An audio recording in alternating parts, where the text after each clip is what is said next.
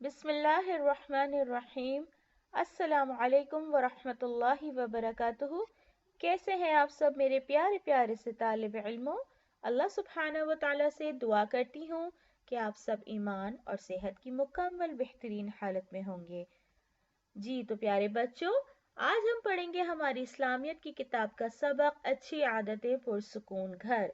ہم نے last video میں اس سبق کے نئے الفاظ اپنی نوٹ بک میں تحریر کرے تھے اور پہلے پیراگراف کی بلند خوانی کری تھی۔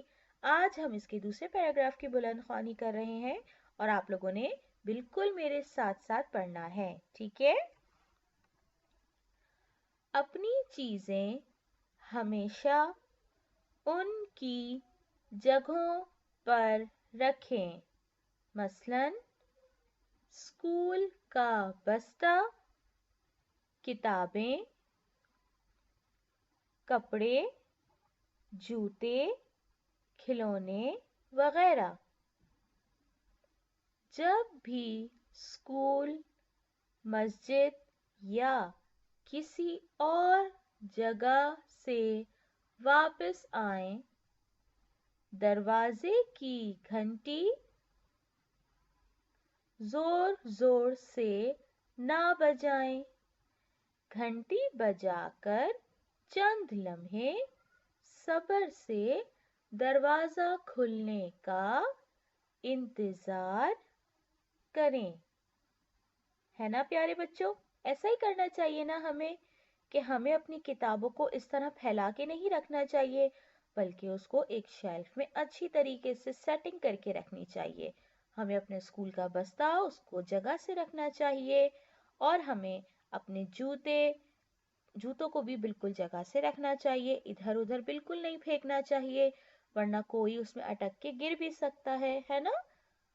اور ہمیں اپنے دروازے کی گھنٹی کو زور زور سے نہیں بجانا چاہیے، بلکہ ایک دفعہ گھنٹی بجا کر دروازہ کھلنے کا انتظار کرنا چاہیے۔ اور ہمیں اپنے ٹوائز بھی اس طریقے سے نہیں پھیلانا چاہیے، ہے نا؟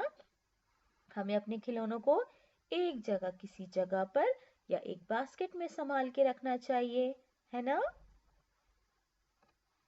اسکول سے واپسی پر اپنا یونیفارم، جوتے اور موزے کمرے میں ادھر ادھر ڈالنے کے بجائے ان کو صحیح جگہ رکھنے کی عادت ڈالیں، تاکہ جب آپ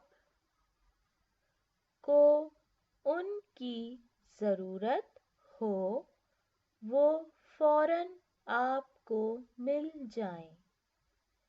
جو لوگ چیزیں ادھر ادھر ڈالتے ہیں، بعد میں انہیں ڈھونڈنے میں ہمیشہ پریشانی ہوتی ہے نا پیارے بچوں؟ ہمیں اپنا اسکول کا یونیفارم، جوتے، موزے سب ان کو ان کی جگہوں سے رکھنی چاہیے، ورنہ بعد میں ہمیں ہی پریشانی ہوتی ہے ان کو ڈھونڈنے میں، ہے نا؟ جی تو پیارے بچوں، اب ہمیں کرنا ہے یہ سوال ہے کہ اچھی عادتوں کے بارے میں غور سے پڑھ کر ایک اچھے بچے کی کہانی اپنی نوٹ بک میں تحریر کرے، اور یہ اپنی نوٹ بک میں سوال آپ کو لکھنا ہے، اس کے بعد ایک اچھے بچے کی کہانی اپنی نوٹ بک میں تحریر کرنی ہے، ٹھیک ہے پیارے بچوں؟ اور اچھے سے اس پیراگراف کی بلند خوانی کرنی ہے۔ اللہ حافظ۔